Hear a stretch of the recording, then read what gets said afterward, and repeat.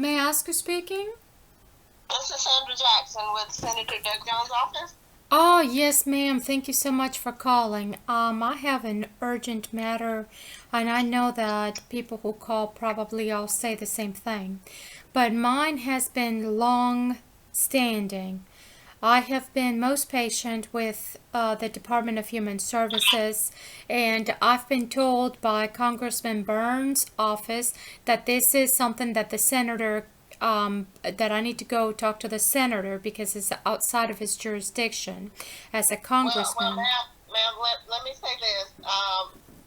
Based on the information that we got from your voicemail, Mm-hmm. this is not a federal issue, and I'm not sure why Congressman Burns sent you to our office unless he meant your state senator, not the federal senator.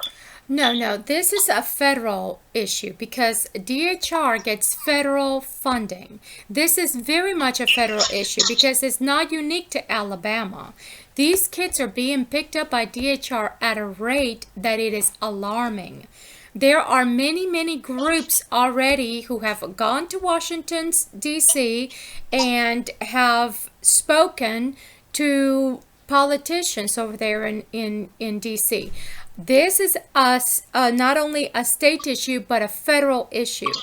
And it needs to be, I need to speak to Senator Jones. My name is Susan Catherine Valerino Jones. I want to talk to Senator Jones, Jones to Jones, because what has been happening with these children is they're being kidnapped and it's being rewarded by these caseworkers that go to and from the Department of Human Services. They work, they do their temporary work, they move on.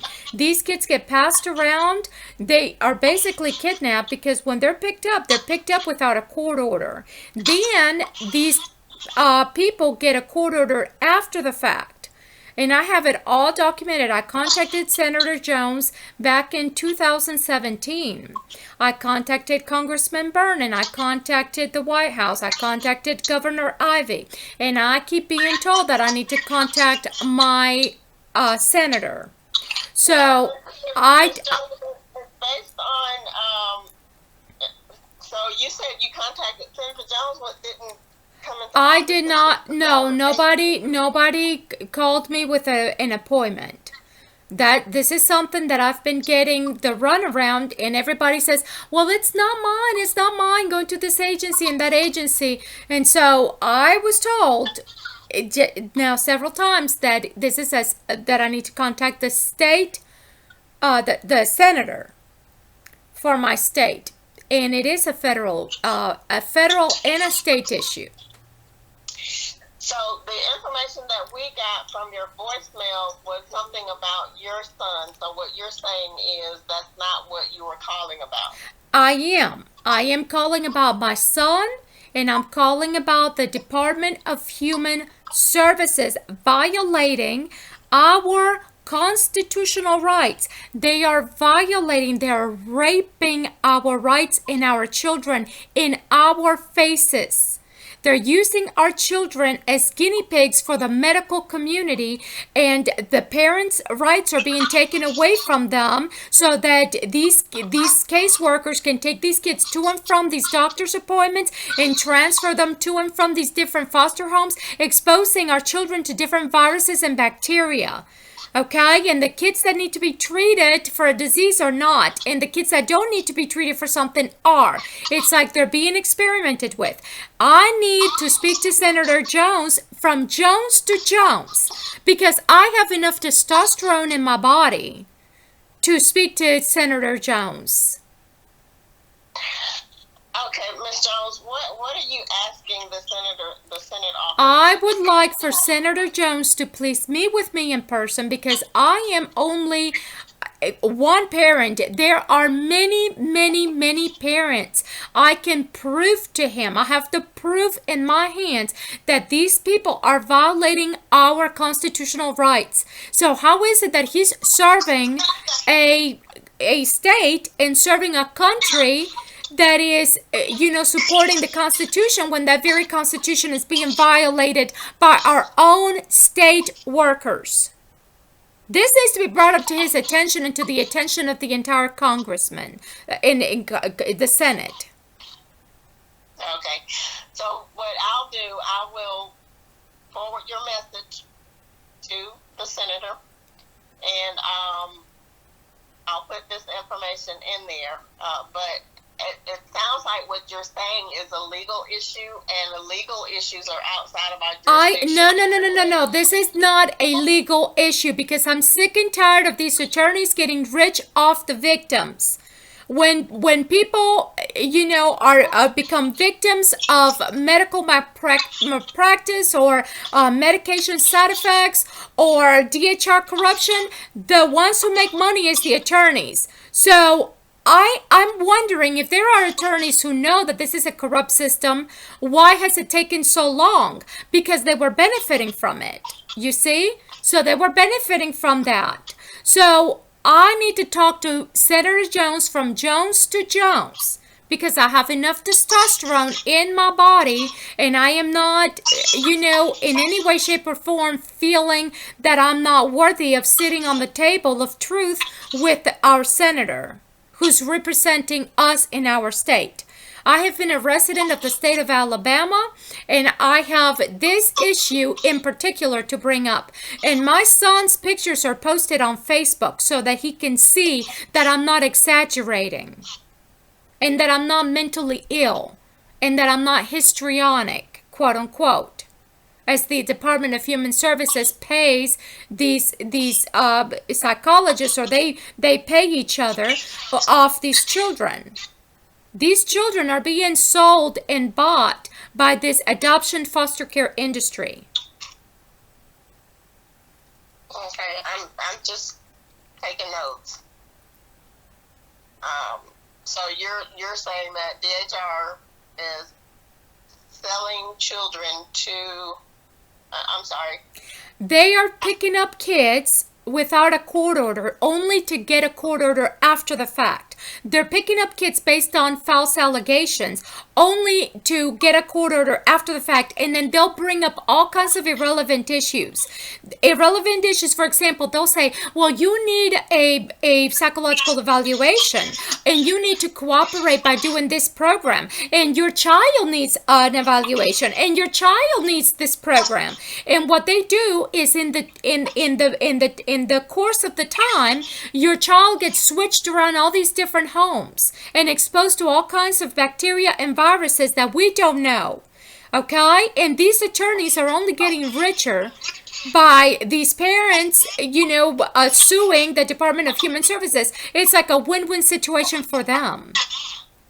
So our senator needs to know. See, Nancy Schaefer was a politician in the state of Georgia who was murdered by our own government because she spoke about the corruption within our judicial system.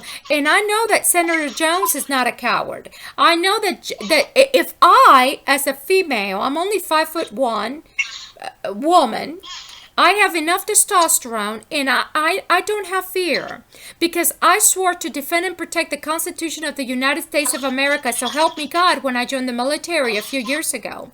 So I am willing, but I'm not afraid of dying, because I know where I'm going when I die. And if we serve our country, we should not be afraid of dying, because we recruit people to die for their freedom of the country. When we recruit servicemen and women, we tell them that they're, justifying their service because it's for the freedom of the American people and for national security. So I'm doing just so. And I don't want our children to be sacrificed to a false god, because that is that is against the law of God. And according to our currency, it clearly says that in God we trust. So because in God we trust, and so help me God while we're serving, I would like to speak to Senator Jones to Jones. Okay. And so can you just tell me again, you said you wanted to speak to him Jones to Jones. And can you just kind of tell me what exactly you're asking Senator Jones to do? I would like for Senator Jones to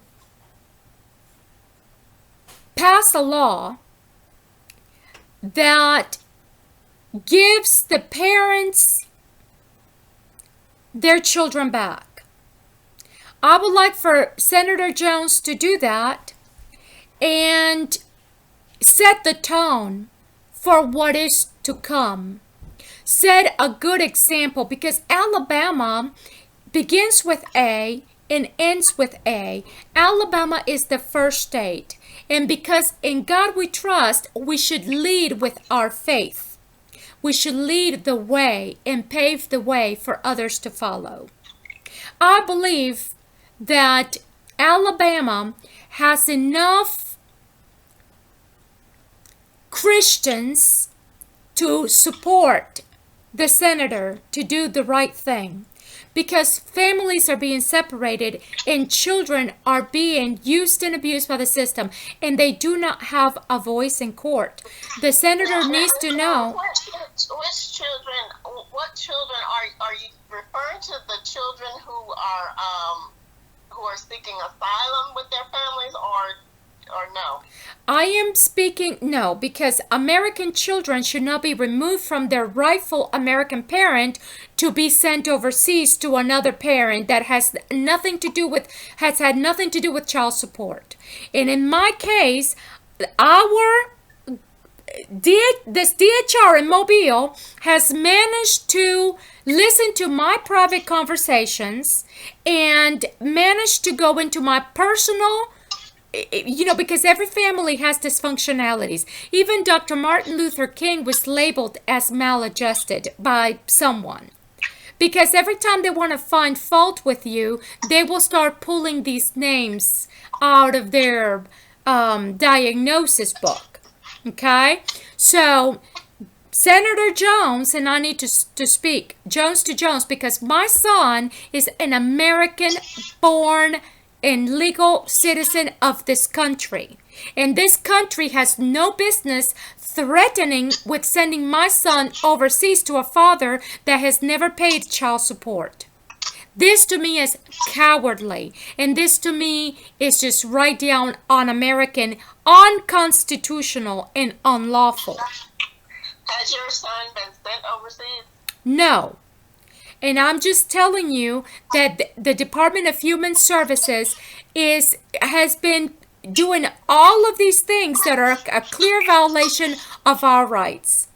And I don't want any more excusing these people for their behavior. I don't want any more saying, well, that's not my job.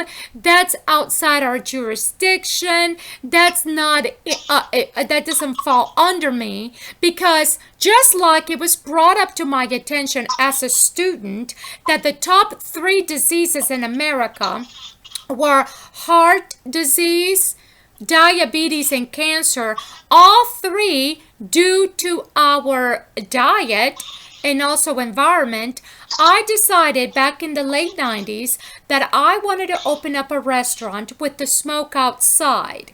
And in order to have the smoke outside of the restaurant business, because I lived in a town that was basically mostly casinos, and, because I knew that it wasn't politically correct, and I was not a politician, nor am I a politician, nor am I getting paid to be one. As a volunteer and as a mother, I started to make phone calls. So finally, a law was passed in the state of Mississippi and Alabama, as far as I'm concerned, that the smoke was prohibited indoors, not only in federal buildings, but also outside the restaurant business. Now, I have contacted the FDA and also individual food companies to please consider taking out the artificial colors and flavors and hormones and pesticides and artificial preservatives and antibiotics out of our food. And the FDA responded that, they said, thank you, because I'm not the enemy of the FDA. I'm not the enemy of this country. I am a helper. And so I contacted the FDA a while ago, and they said, "Well, thank you for your feedback, but we don't have anything to do with labeling. That's not, we cannot tell people how they can label their products or advertise their products." And I was like, "Okay, well, no problem. Well, thank you." So I contacted the individual companies, and the individual companies said, "Oh, well, thank you. We'll consider that." But nobody ever threatened, with taking my son away from me, as far as I'm concerned. So I'm not concerned about the FDA or the CIA or the FBI, or I'm not afraid. I'm a helper. I'm a helper of this country. And I'm not afraid to die for the freedom of the American people, but only if they release the children. Because what's happening is these children are not heard in court.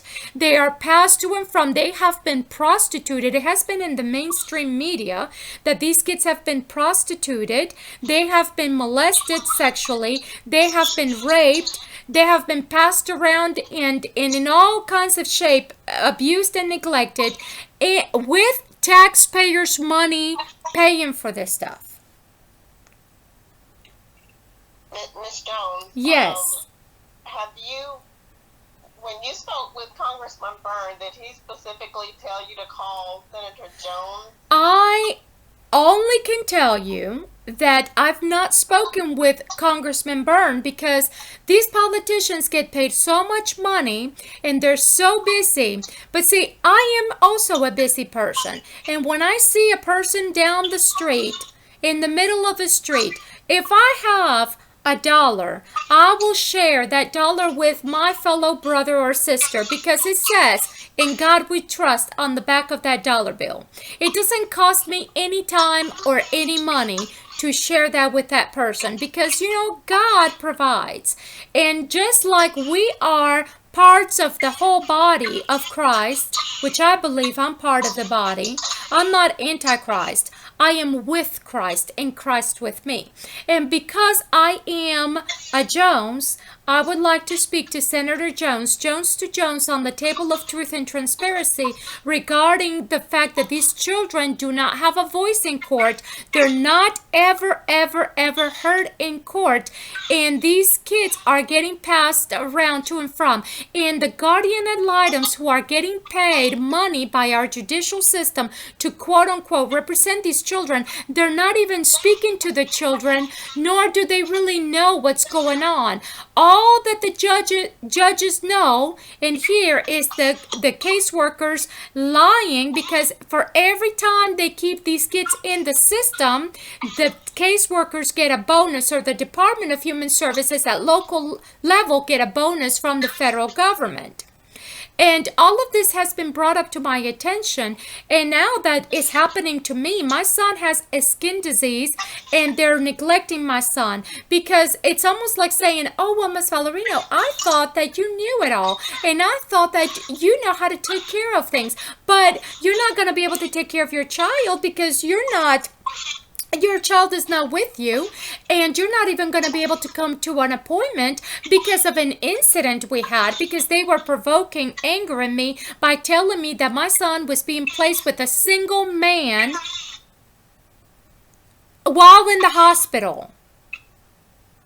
And I was being mocked while in the hospital. I escorted myself out without anybody escorting me out, and they're writing this up as an incident to keep me from being there at these appointments that they take my son to and from. My son's glasses have gotten thicker and thicker through the years that he's been in D.H.R. And every time, since he's been in the care of Brianna Brotniks, who also wears really thick glasses, my son's glasses have gotten thicker, and they're always larger for his frame, and that's just right down uncomfortable.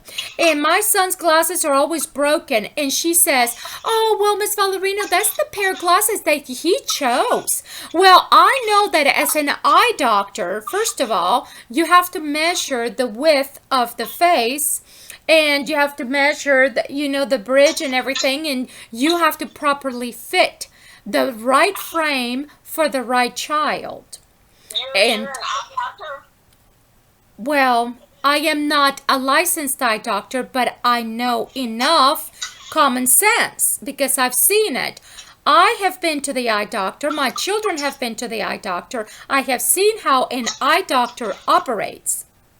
So, what she's telling me is that, that he's choosing these glasses. So, this is happening to children in the Department of Human Services exclusively.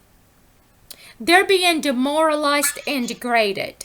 My son had some money in his pocket the very first time he was picked up, after the first time that I saw him in person after he was picked up, that I hadn't given to him.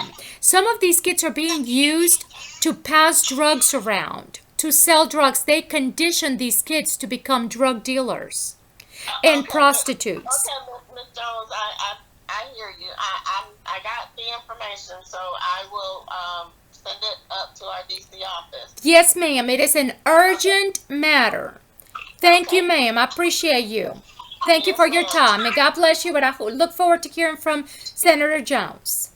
Well, I'm going to send the information up. I know there's a lot going on, so I don't know that you would get a personal phone call from Senator I Jones. hope. I'm going to pray about it because I know he's a busy man, but I'm also a busy lady. And I take time out of my busy schedule to make a phone call for the betterment of our children and their nutrition, as far as the food and nutrition is concerned, and the environment. Okay, I'll send that information along. Thank you, ma'am. I appreciate you. God bless you. Have a good day.